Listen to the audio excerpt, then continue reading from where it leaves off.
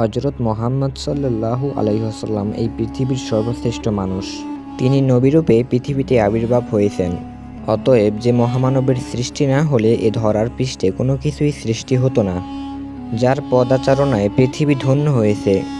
আল্লাহর প্রতি অগাধ্য বিশ্বাস ও ভালোবাসা, অন্তরের পবিত্রতা, আত্মার মহত্ব, ধৈর্য, ক্ষমতা, সততা, নম্রতা, বদান্যতা, মিথ্যাচার, আমানতদারি, সুচরিত্রপূর্ণ মনোভাব, ন্যায়পরায়ণতা, উদারতা ও কঠোর কর্তব্যনিষ্ঠা ছিল যার চরিত্রের ভূষণ্য। যিনি ছিলেন একাধারে ইয়াতীম হিসেবে সবার স্নেহের পাত্র, স্বামী হিসেবে প্রেমময়, পিতা হিসেবে স্নেহের আধার, সঙ্গী হিসেবে বিশ্বস্ত।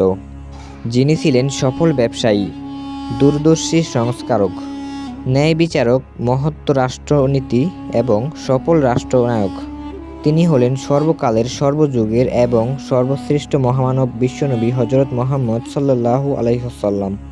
তিনি এমন এক সময় পৃথিবীর বুকে আবির্ভাব হয়েছেন যখন আরবের রাজনৈতিক, অর্থনৈতিক, সামাজিক ও সাংস্কৃতিক, নৈতিক ও ধর্মীয় অবস্থা অধঃপতনের চরম সীমায় নেমে গিয়েছিল।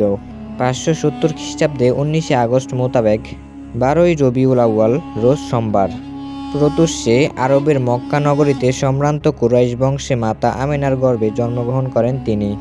জন্মের পরেই পিতা আবদুল্লাহ ইন্তেকাল করেন। আরবের তৎকালীন অভিজাত পরিবারের অনুযায়ী তার লালন পালন ও রক্ষণাবেক্ষণের দায়িত্ব পতিত হয় বানি সাদ গোত্রের বিবি হালিমার ওপর।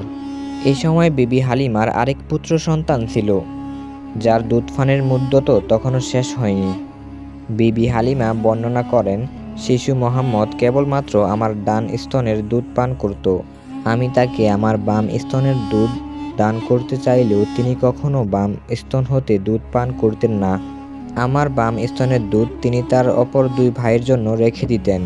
দুধ পানের শেষ দিবস পর্যন্ত তার এ নিয়ম বিদ্যমান ছিল। ইনসাফ ও সাম্যের মহান আদর্শ তিনি শিশুকালেই দেখিয়ে দিয়েছেন। মাত্র 5 বছর তিনি বাদী মা হালিমার তত্ত্বাবধানে ছিলেন। এরপর ফিরে আসেন মাতা আমেনার গৃহে। 6 বছর বয়সে তিনি মাতা আমেনার সাথে পিতার কবর জিয়ারতের উদ্দেশ্যে মদিনায় যান এবং মদিনা হতে প্রত্যাবর্তনকালে আবওয়াহ নামক স্থানে মাতা আমেনা ইন্তেকাল করেন। এরপর ইয়াতীম মুহাম্মদ সাল্লাল্লাহু আলাইহি ওয়াসাল্লাম এর লালন পালনের দায়িত্ব পতিত হয় ক্রমান্বয়ে দাদা আব্দুল মুত্তালিব ও চাচা আবু তালিবের ওপর। পৃথিবীর সর্বশ্রেষ্ঠ যে মহামানব আবির্ভাব হয়েছেন সারা জাহানের রহমত হিসেবে, তিনি হলেন আজনম ইয়াতীম এবং দুঃখ বেদনার মধ্য দিয়ে তিনি গড়ে ওঠেন সত্যবাদী, পরোপকারী এবং আমানতদারী হিসেবে। তার চরিত্র আমানতদারী ও সত্যবাদিতার জন্যে আরবের কাফেররা তাকে আল আমিন অর্থাৎ বিশ্বাসী উপাধিতে ঘোষণা করেছেন। তৎকালীন আরবে অরাজকতা, বিশৃঙ্খলা, হত্যা, যুদ্ধ বিগ্রহ ইত্যাদি ছিল।